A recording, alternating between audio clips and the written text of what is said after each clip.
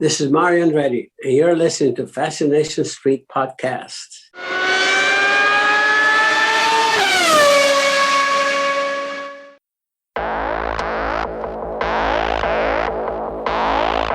I believe that everybody has a story, and I'm fascinated to hear them. So come with me as we take a walk down Fascination Street.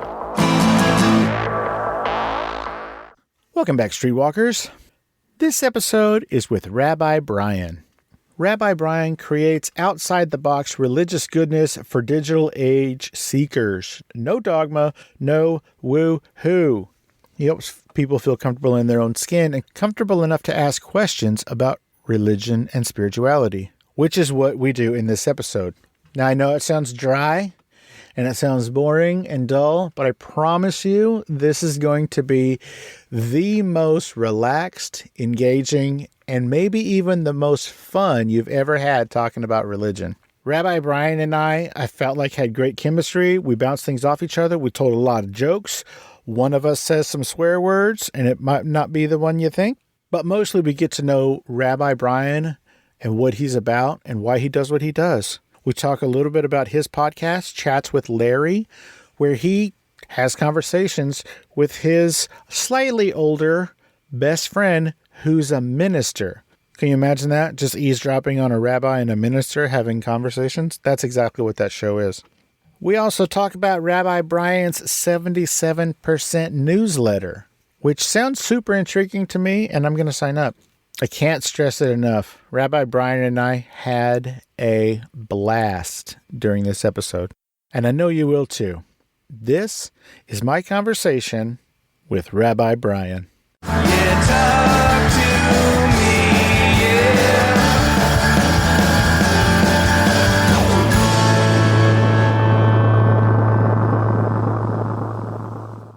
Welcome to Fascination Street Podcast. Rabbi Brian, how are you doing today?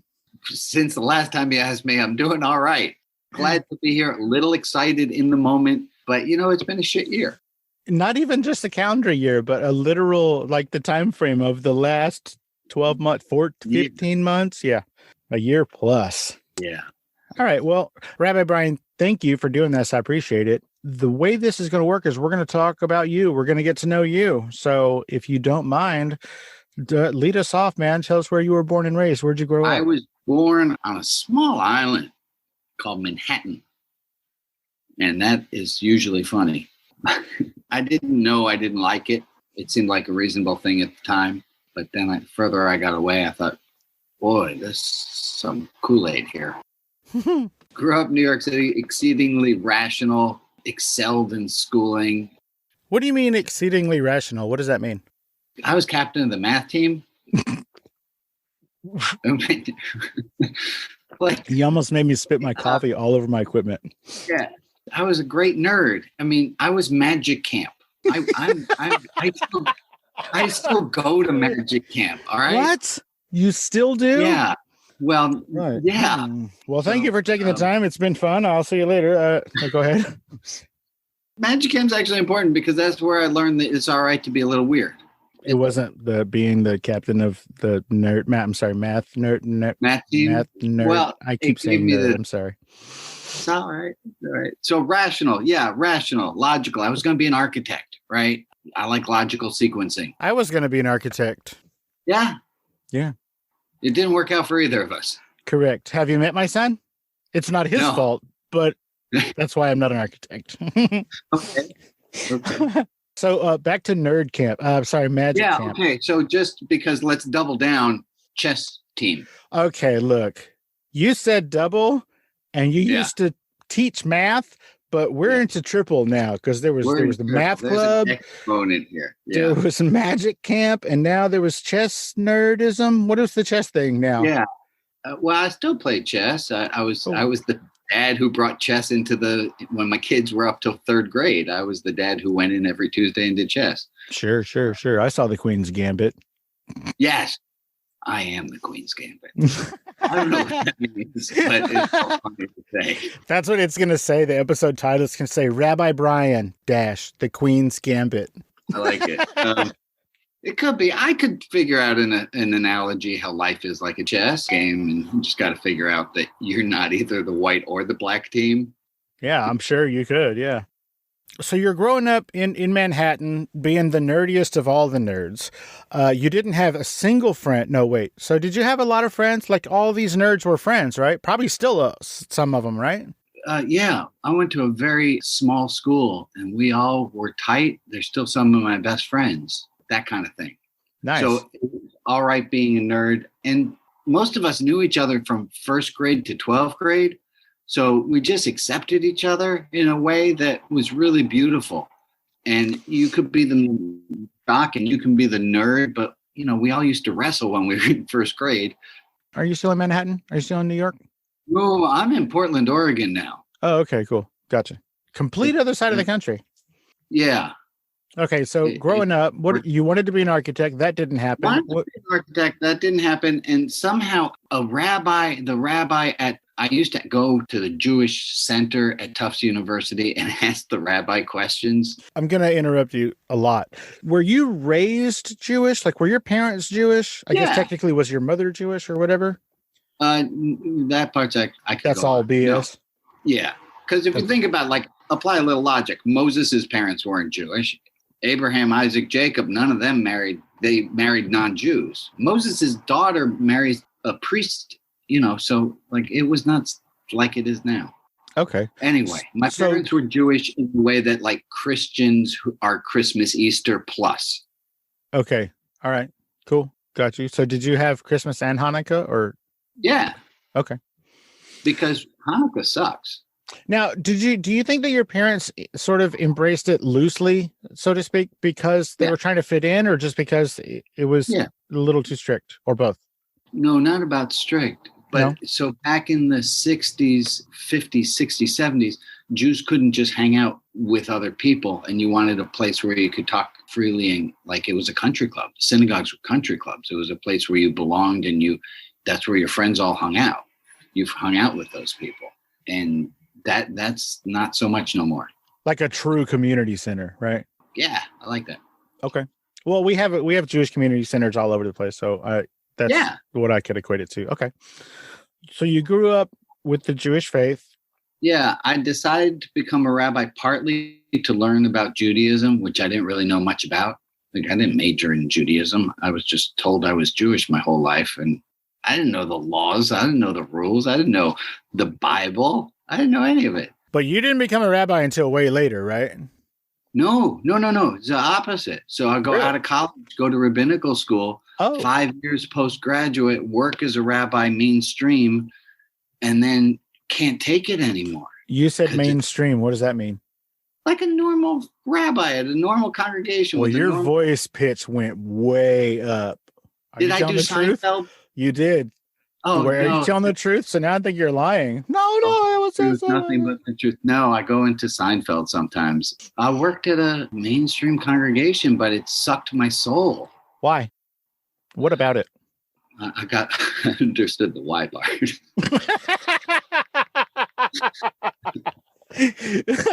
Thanks. No, I didn't know all the rabbi stuff when I was a kid, but I've always known what why meant since I was two.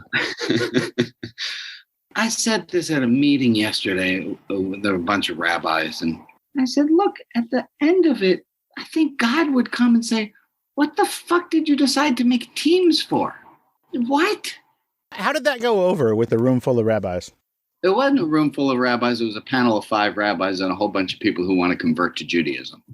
Ooh, you said that to a bunch of people who are trying to decide whether or not they're going to convert to Judaism? Okay, now I'm feeling like I have to rethink what I said. What was wrong with what I said? Oh, that they're jumping like it's a... like they're specifically about to jump into a category, and you just said, God would say, why the categories? Yeah, you went into Seinfeld there for a second. See? Oh, what's with the categories? Yeah. No, I said that, but it's true. I mean, what else am I... So that was why I couldn't be a rabbi at a mainstream congregation anymore, was I can't lie. I can't do that. It doesn't work. So I left, and that's when I became the math teacher. And I worked as a math teacher for 7 years, public schools. Gross. I'm going to interrupt you again because one of the main reasons that you decided to not be a mainstream rabbi was because you couldn't lie. And I'm very interested to know what you mean by that. What a lie is? Well, I know what a lie is. I appreciate the sarcasm. That's great. Yeah. Your little smirk is beautiful. It's So priceless. never stop doing that. But what I mean is, what about that job requires you to lie? Oh, it's subtle. Okay. A lot of it. I can All right. tell you, going along and making it seem like I believe in a deity I don't believe in. I can't do that.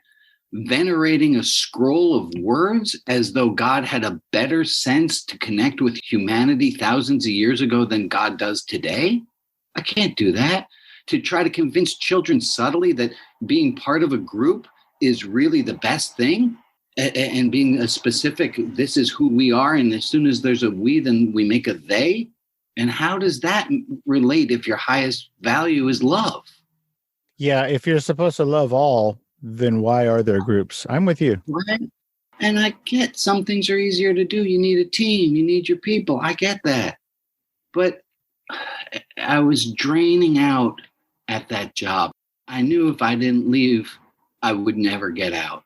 And it took me about 3 years after leaving it to come back to my senses. It sounds bad. It doesn't sound bad, but I'm curious. So at that point, were you struggling with faith, or were you struggling with the idea of an organized religion?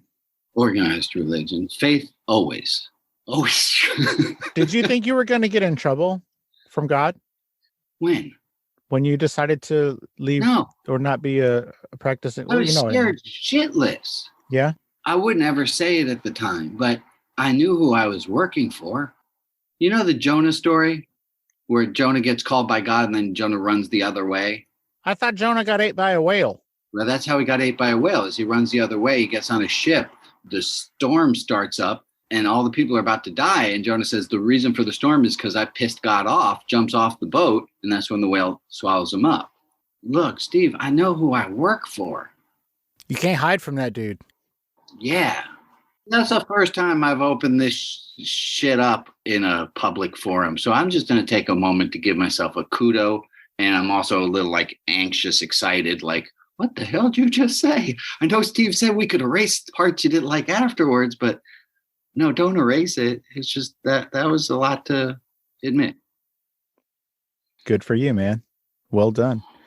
And I'm going to see your kudo, and I raise you another kudo so that you have kudos. Well done, sir. Thank you. You're welcome. I'm glad that you feel comfortable, I would say, in this space, but we're far apart. But I'm glad you feel comfortable here. I have to. And you match my absurd and depth, and it makes me feel comfortable.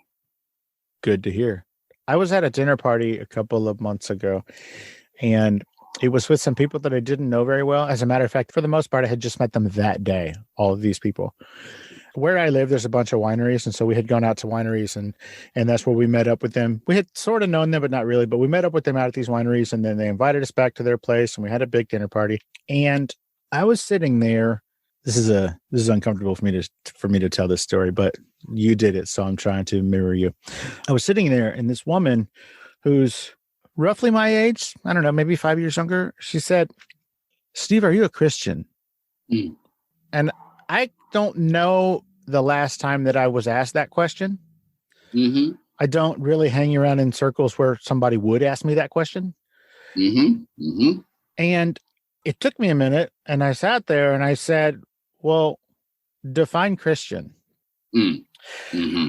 And then this young lady said, well, it's pretty simple. Do you believe that Jesus Christ died for you on the cross and that he rose 3 days later? And I said, so to fit your definition of a Christian, do I have to believe both of those things? And this other person goes, see, that's exactly what I'm talking about. I told you. Why do you say stuff like that? And then the first person said, yes, you do. And I said, okay, so just that I'm clear, in order for you to accept that I'm a Christian, I have to believe in zombie Jesus? And she said, I did say that. Come on, Rabbi Brian. What happens if somebody rises from the dead? They're either Dracula or a zombie. It was just the timing of it. Well, I didn't know these people, and if they were going to be forward enough to ask me that question, I love it. Do it. It's awesome. Awesome. Very awkward. So I said, so just so I'm clear, I have to believe in zombie Jesus? And she said, yes, exactly, with a straight face. And I said, huh. And then before I could say anything, she said, why do you want to put yourself in that box? I said, to be fair, you're asking which box I go in. I didn't advertise boxes. That's brilliant. Like, you asked me which box I belong to. So and then I said, if I'm being honest with you, I don't believe in labels. I believe in a true unity. I don't think that, I think that the reason that anybody picks a team, sort of like what you said earlier, I think anybody picks a team is that so we know who's not on our team. And I don't really prescribe that. I believe in true unity. I said, do you remember when we were having a good time 2 hours ago at the winery? Mm-hmm. Why does it matter now, but it didn't matter then? Like we were all having a good time. Everybody was fine. It didn't matter which box I was in. So why does it matter now? Okay. So and right about that time. Yeah, go ahead. Is there more to the story? Oh, it's a very quick ending. Do it. Right at that time, my wife said, oh, would you look at the time? We got a new dog. We got to go let it out. So thank you guys. We appreciate it. Have a great night. And then we left. Mm-hmm. What were you going to say? Well, I'm going to give you options. Instead of going with zombie Jesus, which is funny as fuck. And I could have said Superman. Zombie Superman. No, you don't even have to say zombie because Superman, he was the only son of Krypton. He was brought here to save our people. Analog for Moses. Absolutely. And he died. He did die. And then he came back. So, I mean, it applies there too. Okay. But what instead of matching her with snark? You said, from what I've heard about Jesus, he lived an exemplary life and he taught so many people about love. And I have to love him for that. What's she going to say? No. I like your answer better. I'm a professional, dude.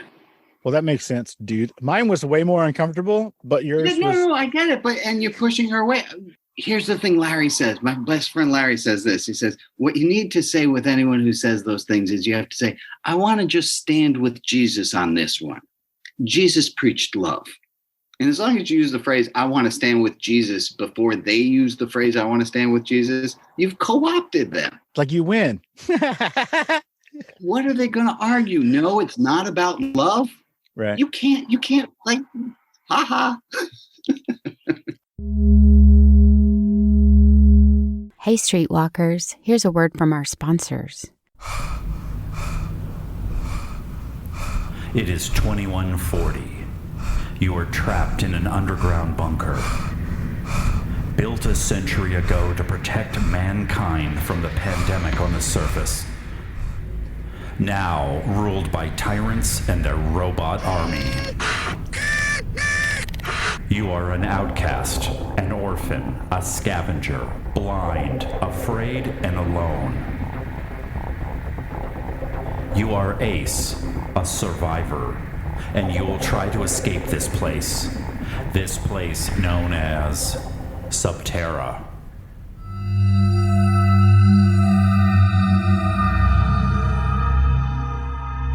Subscribe to Subterra at iTunes, Spotify, or wherever you download podcasts.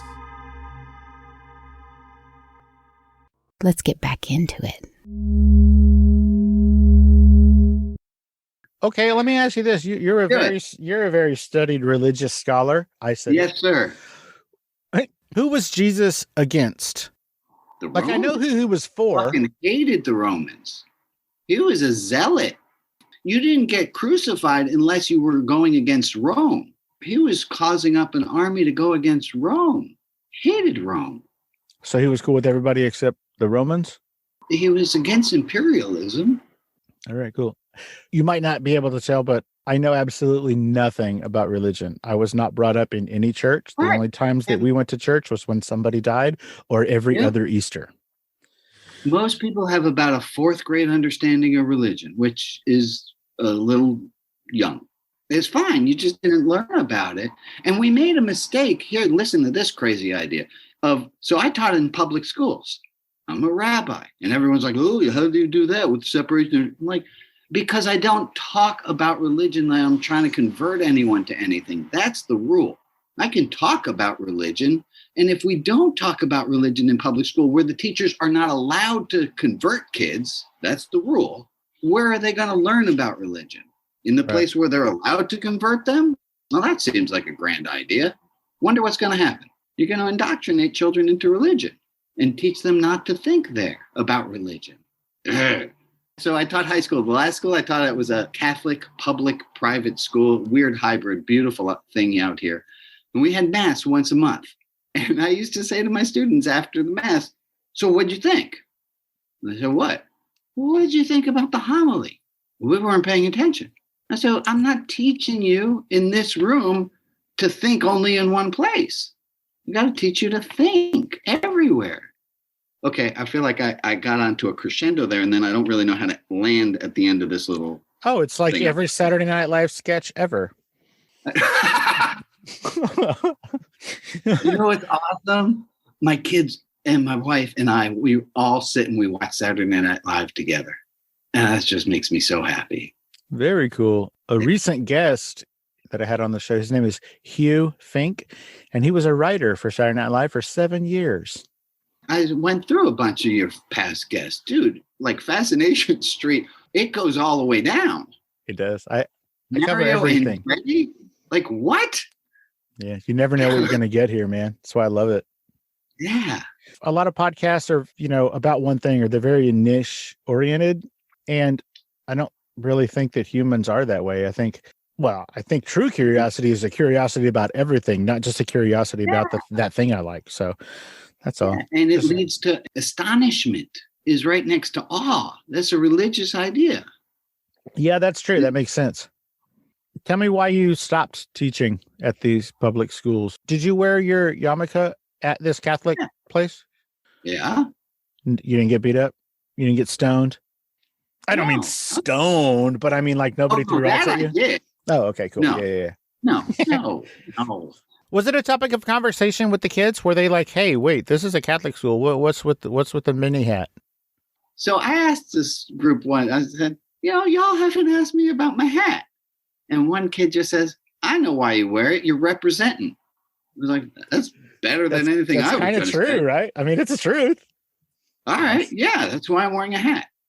We talked about religion. Of course we did. And I never treated my students like they were stupid, like they couldn't understand big philosophical ideas.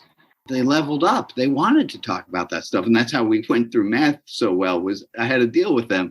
Like, if you let me teach you the math, and math is actually really linear and your brain knows what to do with it. If you learn the math, you can take me on tangents and we'll talk about anything you want. So we did. My daughter's a math teacher. Is she? In Austin. She teaches at a charter school on the south side of Austin, a poor one. What age? What age does she teach? I think 5th and 6th graders. 6th and 7th graders. One of those. They scare me the most. Yeah, they scare her too. I had to be 10th grade or higher. I couldn't feed well. My daughter couldn't teach high school because she looks like she's still in high school. So that'd be a problem. But yeah, she teaches little kids. Great phrase I learned. I don't remember who said it. It's that there's no lesson in algebra that shouldn't be interrupted for a lesson in humanity. Oh, I like that. I knew you would. One of those things you're going to use for real, and one of them you might use sometime. Uh-oh. Right. Okay, Humanity. Cool. I'm sorry. Yeah, I lost the train of thought for a second. I thought I was in trouble. That's a funny thing about being a rabbi. People project so much shit onto me. Oh, really? It was more about, I thought I was in trouble because of your math teacher. You're going to be like, no, you use algebra every day. You just don't know it. You use the thinking you got from algebra every day. You don't use the algebra. Algebra is like soap. You wash it on, then you wash it off. Okay. Multiple times a day? Like you use algebra thinking multiple. Okay, I got you. All right, cool. Why did you leave the schools, not the church? Why did you leave the school? Yeah, I couldn't teach, run my ministry, and parent. I had space for two. So by this time you had started your own ministry? while I was teaching, it became a blog, and then the blog became a newsletter, and then I got Is this the interviewed. 77%? Yeah. So I send out a newsletter 40 out of 52 weeks a year because I don't want to work all the time. Because that's another thing. That was a stupid thing about being a rabbi, was my job was to work on the Sabbath, to tell people not to work on the Sabbath. It's like, that's stupid. It seems illogical, yeah. Yeah. I send out a newsletter every Monday, except for the last of the month. So it's 40 out of 52. That grew, and it's free, and it's worth twice that. That's my stupid joke.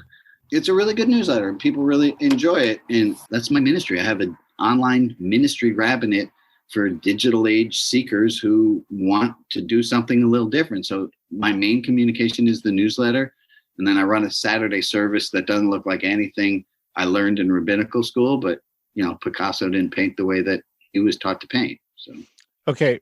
First of all, Picasso was taught to paint. I'm sorry, just kidding. He learned. So he learned. He could paint straight. He just didn't want to anymore. Sure. Yeah, I guess that's true, right? But let's just say I'm going to, sign up for your newsletter, okay? The 77%. What kinds of things would I expect to see? And this is going to sound super maybe disrespectful, but I don't mean it. What am I going to get out of this newsletter? Yeah. What's in it for me? So I do it Monday mornings because a lot of people have to hit work on Monday. And so Monday morning, you get something in your inbox that the one that just came out was about being compassionate to yourself. The way if you knew somebody was just leaving in a social experiment where for a year they were told they were about to die and they had to wear masks and they couldn't see their friends' faces for a year or touch other people. If you knew someone just got out of that situation, you'd be like, oh, be gentle with them. That must have been so it was a thought piece about how would we treat other people coming out of the but because we're all in the pandemic, it's hard to see. There's some trauma we got to be addressing. There's some trauma still ahead of us. So that was Monday. Next one's going to be about being present in the moment. It's 2 stories. One about when my daughter peed on my lap and in her mid 40s. Go ahead. Did you read it?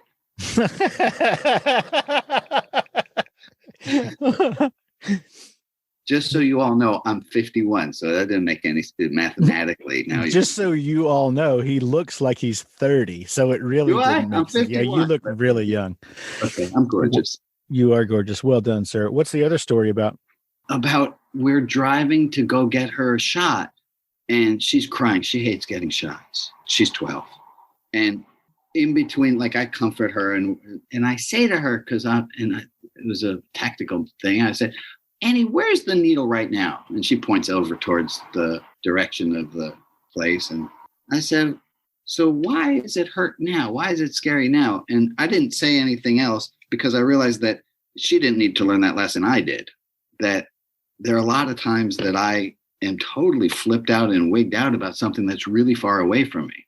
Why am I getting totally freaked out about something that's that far away? I understand. Here's a quick example. I have been wringing my hands like a nervous schoolboy about to ask a girl on a date. Yeah. Because I was going to be speaking with the rabbi. Really? Yeah. For a couple of weeks, my stomach was in knots. I'm like, I don't know anything about religion. What am I going to talk to this guy about? Is he going to be You've done 300 of these. Yeah, but never a rabbi. Grrr. And how about after you looked at my website and all that stuff? Did that calm you down? I canceled. No, I'm just kidding. Yeah, it did make me relax a little bit. I also listened to, you have a couple of podcasts, which we're going to talk about in a second, but I did listen to a few episodes of those. And that is really what made me that lessened my anxiety about speaking with you today. You listen to Chats with Larry. I listen to Chats with Larry, but then also I listen to, it's like Rabbi Brian, Religion Outside the Box, right? Yeah. So there could be, did you listen to the Resistance Bible podcast? No, I Resistance Bible study? Okay. No. Oh, so then you're just listening to mad ramblings of me. Yeah, all right. So before I got really good at writing, I had to speak them all out. And I recorded those, and those were the podcasts. And then I could write the 77% weekly newsletter from that. So is the podcast not ongoing? Is it like is it older? Is it done? So no, I don't even remember that it's up. Oh, okay. That's we probably shouldn't. Because I think the last things that are up there is just the audio recordings of the services that I That's run. true. That is true. Yeah. That's And true. nobody needs to listen to an audio recording of this video service. Everybody listening, Streetwalkers, those are still up, and there's a bunch of them. Feel free to check them out. Yeah. Just know going in that there's probably not going to be too many new ones. So let's talk about Chats with Larry. I know why Yeah. it started, but why don't you explain to my audience why it started and who's Larry? So my best buddy, this is my life. He's 84 years old today. Today's his birthday. Yesterday was mine. Oh, my friend's dog and my father-in-law and you.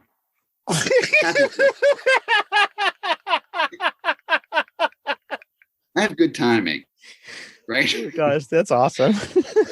Okay. My friend's dog. It's true. Mickey. Okay, I'm sorry. Go ahead. Happy birthday, Larry. Tell me about Larry.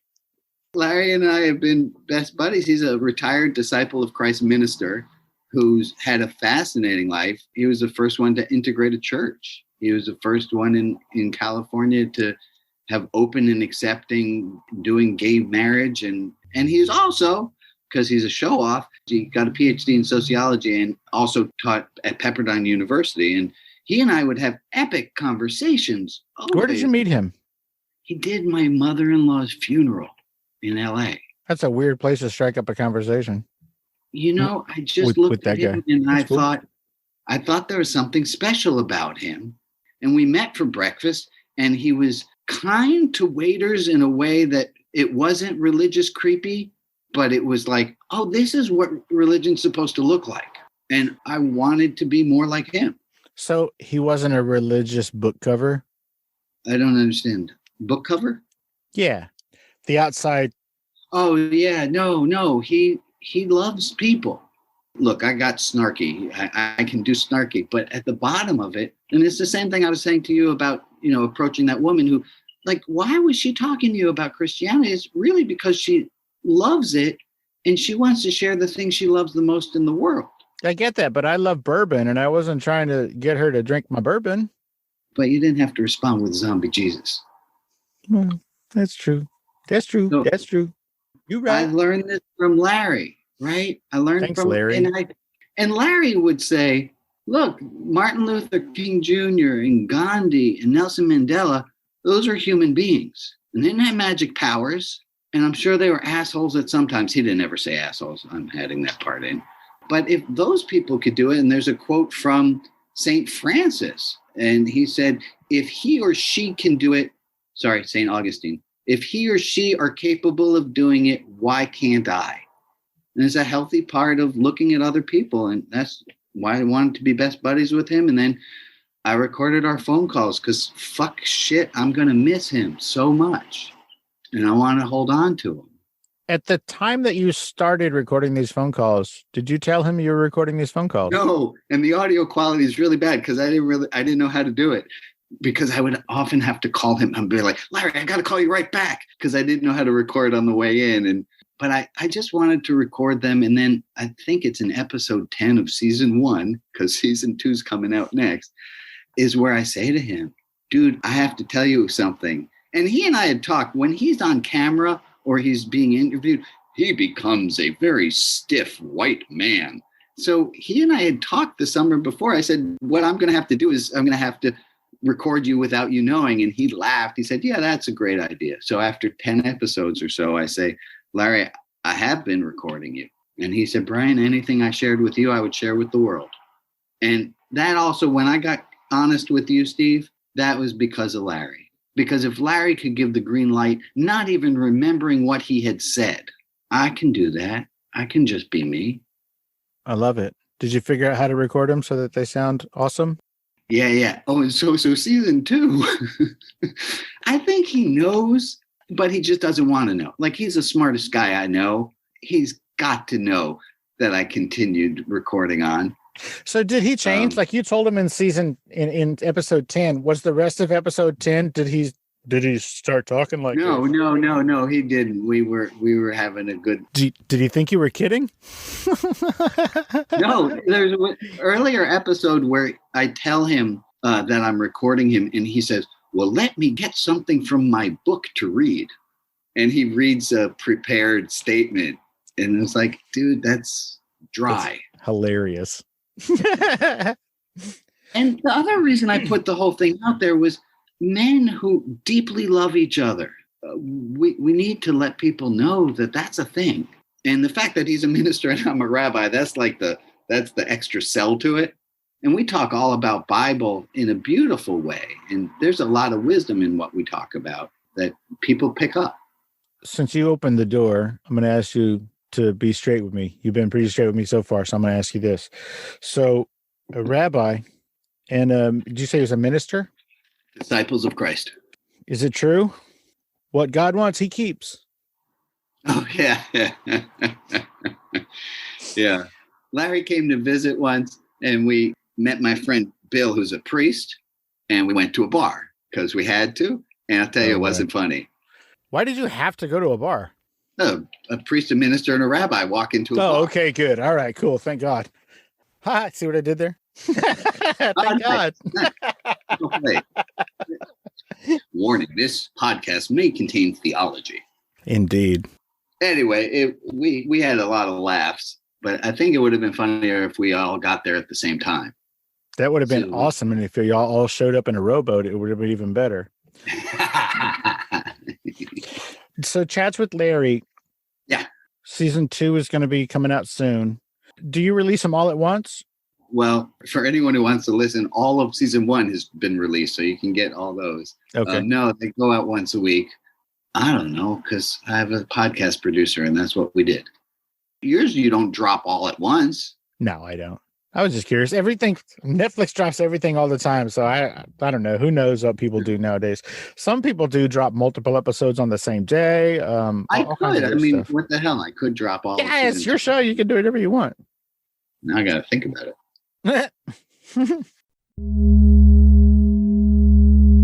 Hey, Streetwalkers, here's a word from our sponsors. Guess what, Streetwalkers? The gear is here. A bunch of you have been asking for quite some time, and now finally it's here. Head over to FascinationStreetPod.com and check out the gear tab. There, you'll find all kinds of FSP items to tickle your fancy. T-shirts, coffee mugs, sticker packs, pins, buttons, coasters, and my personal favorite, for just $5 you can get one of those weird little phone handle pop thingies. So head to FascinationStreetPod.com and show the world that you're proud to be a streetwalker. Special thanks to my good buddy Stephen O'Reilly from the Bar Star Podcast for these dope drum beats. Check out Steve's work at O'Reilly Drums on Instagram or search Stephen O'Reilly on YouTube. Let's get back into it. Tell me why you started the 77%. What made you come back? I don't want to say come back, but you stepped away from sort of an organized religion kind of a thing. And then stop thinking about this stuff. I can't stop thinking about Greek philosophers, and all they were trying to figure out is how do we live a better life? How do we live a wholesome life? And that's all I think about. It drives my wife crazy because she thinks about other things. So I never left thinking about this stuff. I didn't leave. That's my answer. I didn't leave. I kept doing it, and it just grew. And then my writing got better. Says you. I do. Why do you think your writing got better? Because I've been doing it for over 10 years. And then a memoirist who read my stuff said, "Kid, your writing sucks." How sweet. And he was willing to take me under his wings and tutor me. And cool. I learned a lot. Are you going to put out a memoir? I'm working on it. I have a literary agent. I got a meeting in 2.5 weeks. Will you tell him I said hi? It's a her. So no, you won't? No, I won't. She does mainly progressive Christian stuff. And sure. That's a very close market of mine. Because funny enough, the progressive Christians love the idea of a rebellious rabbi. That makes sense. Yeah, that makes sense. What is the difference between religion and spirituality? I think there's a big difference if we add in a word that often gets left out, which is organized. Yeah. Okay. Sorry. Let me rephrase the question. What is the difference between religion and organized spirituality? You're an asshole. Thank you. You know what, though? That's actually good. There is organized spirituality. We call it yoga. We call it a lot of things. We call it the hippie movement. Oh, you said yoga. Same thing. So there's a big difference between organized religion and religion. Religion's about helping people get through life. Organized religion is saying, here's a set of this is a one size fits most. Try this one, and that will improve your life. I feel like you're leaving something out. Goats? What am I leaving out? Boy, am I fascinated why you just came up with the word goats in that. Before it sounded like when we do yoga, you were making goat noises like goat yoga. That's where my brain was. Okay, cool. We'll go with what you said. So back to organized religion versus spirituality. Okay, big difference, organized religion and spirituality. Not big difference, religion and spirituality. To be spiritual, do you think, not you, but I've always been told that, and again, religion ignorant over here. So do I have to go to a special building to talk to whatever God I believe in? Do I have to go talk to an intermediary? Do I have to go to you for you to talk to God for me? Do I have to go to a church or a synagogue? No. Can I do those things on my own? Why not? Is that spirituality? Is that religion? Is it organized? It's not organized religion. We've already decided that. It's personalized. Okay. It's you figuring out what works for you.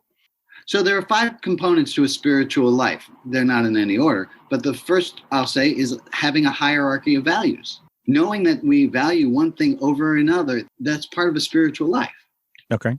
The other ones are transformation, knowing it's not about ourselves, knowing questions are more important than answers, and having some sense of a connectedness. To what? You tell me. And that, folks, is why he's a rabbi. That's why I'm this rabbi, man. I tried to get my publicist to put this one in. The most amazing thing about this rabbi are the ways that he's not a rabbi. I like that, but you need to rewrite it. Your writing is shit, kid. You need to punch that one up. The funny thing, Steve, rabbis, and I say that if I'm doing a wedding for a couple and they're not both Jewish, I will always say to the non-Jewish partner, listen, your partner might say things to me that you're aghast that they would ever speak to a spiritual leader like the way Steve Owens is totally razzing my ass. But that's what Jews do. And that's just part of the game. And there's no special, I love that you're comfortable enough just to be you. Well, I took your lead. You're not a stuffy. No. Stuffy's good. No, I'll just stick with stuffy. You're not a stuffy dude. So that made this a lot easier. And there's a great quote from early evangelist named Billy Sunday. And he said, if you don't have joy in your religion, you have a leak somewhere. I like that. And also, do you think his name really was Billy Sunday? I thought that too. I don't know. I don't know about that. I'm going to be Brian Saturday. Ooh, you won't. You won't. No, I won't. Okay, good. That's good. That's good. In case anybody's wondering, he does spell Brian the correct way, like a sane person. So good on your parents. Thank you. Well, you're That's welcome. Brian, right? We all are clear on that. Oh, no. Yes, of course. Yes. They can't see, so. Well, hopefully they read. They can see. They can't see you and me. There's okay. Okay, cool. All right. Well, what I was going to say was hopefully they at least read the title, like who's the guest.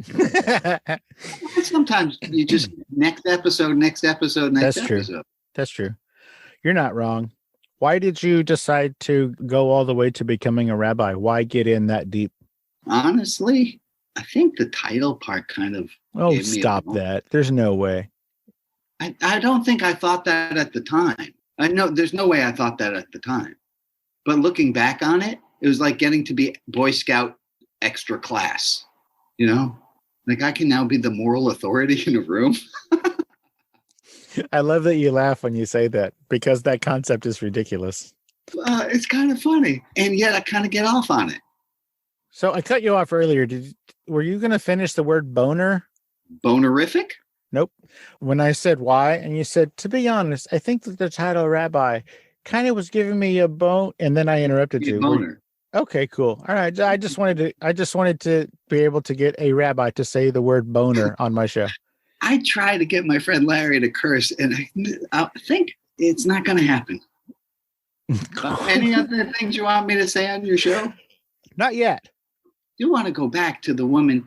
If you can boil your religion down to a binary, you don't understand the infinite. If you say you're either Christian or you're not based on this one statement, it's too limited. You don't understand what you're talking about. Go find an adult, go home, make a phone. Oh, is that rude? He's making such a face right now. That is amazing. She's listening. So just talk directly to her. Call me. Let's talk about Jesus. He was awesome. All right. So you're from New York. I am. When did you leave? College. I don't know what that means. 89. 1947. Oh, 89. Okay. Now, do you visit? Yeah, of course. My Okay. mama still lives there. Right. There's a shrine room to everything I was in my childhood. It has not changed. Oh, that is so precious. And the worst thing is my sister's room got changed over. Yeah, Mama's got a favorite. we all know that. The Can I funny do a thing- shout out to my sister if she's listening? Absolutely. What's up, dude? Okay. The reason that Brian's mom has a favorite, and it's not the sister's, because the sister became a Catholic priest. Dude, no, joke's on you. You can't have women priests yet. Well, then who's the joke really on? Now, tell me about your friend Modest Yahoo. Yeah, okay. Look, he's a rabbi. I'm a rabbi. Modest Yahoo's a rabbi? Isn't he the Hasidic rapper? Rapper. He ain't a rabbi. Come on now. And also, I don't think he's Hasidic anymore. Okay, well, most of the people, when they're Hasidic, they get the title rabbi. It's just part of the Really? game. Oh, I was completely unaware of that. Wow. Yeah. Okay, What do you cool. want me to say? He raps. I don't know. Come on. Spit some rhymes. You can do this. No, I can't. He is everything I know about the Jewish religion. And when I say he, I mean his music, his lyrics. I love his music so much. So Okay. everything that I know about the Jewish religion, I know from listening to him. Good. It's probably enough. I've seen him in concert more than I've seen anyone else. Wow. Okay. Awesome. And I live in San Antonio, not New York. Right. You live in New York? Well, not anymore. He used to. He grew up in Brooklyn Heights. That's Brooklyn a thing, Heights. right? Crown Heights. Yeah, sorry. Crown Crown Heights. But now he lives in Los Angeles. It's the same thing. Anyway, what was I talking about? Your What'd you say? mother and the thing that happened with the spoon. Oh, yes. She said, don't try and bend the spoon. Only Yeah. realize the truth that there is no spoon. That's what she said. That's the magic camp kind of stuff. Yeah, I bet. Rabbi Brian, can you believe that we're at an hour? Just about? Like we're up Yeah. here. You It can? flew. How dare you? Oh my I've been God. watching the clock. Thanks. I just wanted to have an idea what time it is. Hey, I wasn't Steve. insulting you. Steve, you're super engaging. 5 minutes, 6 minutes. You take it. You be insulted if you want. Rabbi, I feel like I could talk to you forever. Yeah. You're super personable. Like you seem like a really, really nice guy. Thanks. Not even a nice guy. That seems patronizing. But what I mean is you seem like you have a good heart and a genuine heart, if that makes any sense. Yeah. I try to stay bullshit free. I appreciate that. So, like I said, I could talk to you for a long, long time, but that's not going to happen today. Rabbi Brian, are you on social media? Rabbi_Brian_ 1970. That's what I got. I didn't know what to do. 1970. That was when I was born. It gives you a hint. Oh, okay. Okay, cool. As always, guys, you can find me at Steve Owens, 1947, because of the same reason. No. You're so quick-witted, and you really could use all your powers for evil. And I'm glad that you don't. I can't believe you said I don't. Oh, thank you. You just don't, made my and you weekend. know it, and you have a beautiful heart, and we can admit to it here. Okay, that's enough. You're making me blush. Rabbi Brian, are you on Twitter and Instagram, Facebook? What things are you on? Instagram, Facebook, but really it's my newsletter is how people find me. Which is, how does one find the Type in newsletter? Rabbi Brian into any search engine, and this beautiful mug should be the first one, called Religion Outside the Box, ROTB, religionoutsidethebox.org. Oh, nice. ROTB.org? Yes, it. You could go to mn.rotb.org if you want to join our clubhouse. We have a little like social, it's where we all hang out. All right.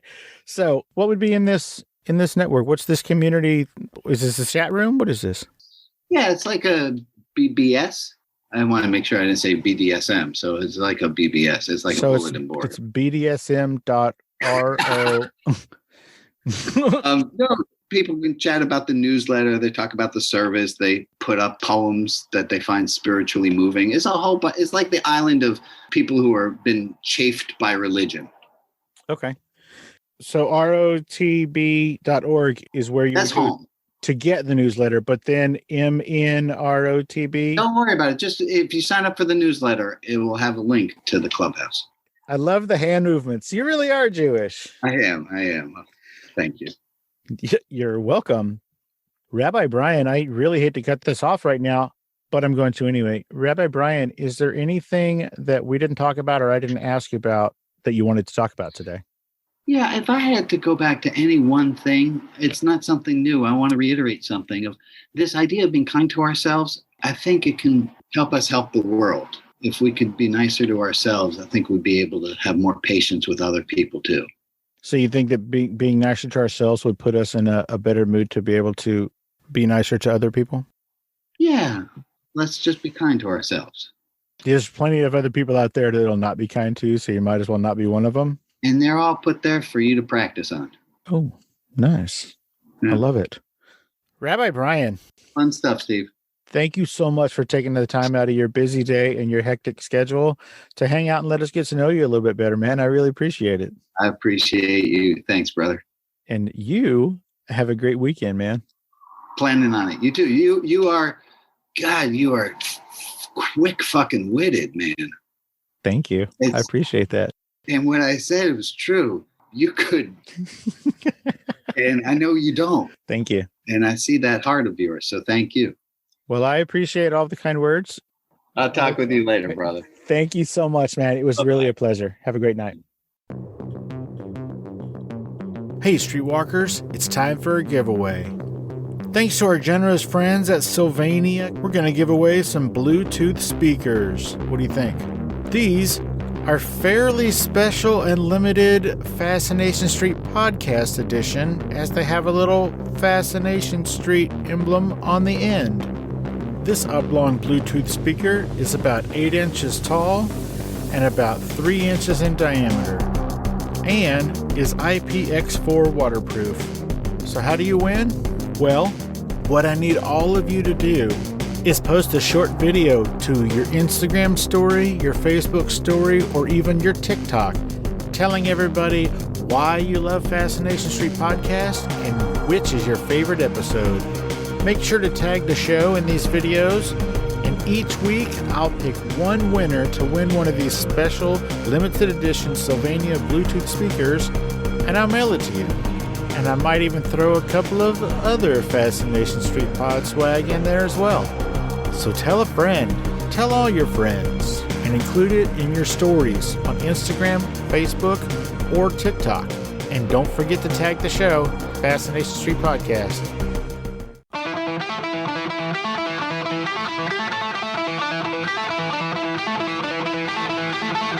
Opening music is the song Magnolia from the 2001 album Intransigence, used with permission from Douglas Miles Clark. Closing music is from the song Say My Name off the 2021 album Underdog Anthems, used with permission from Jax Hollow. If you like the show, tell a friend, subscribe, and rate and review the show on iTunes and wherever else you download podcasts. Don't forget to subscribe to my YouTube channel. All the episodes are available there as well. Check me out on Vero at Fascination Street Pod and TikTok at Fascination Street Pod. And again, thanks for listening.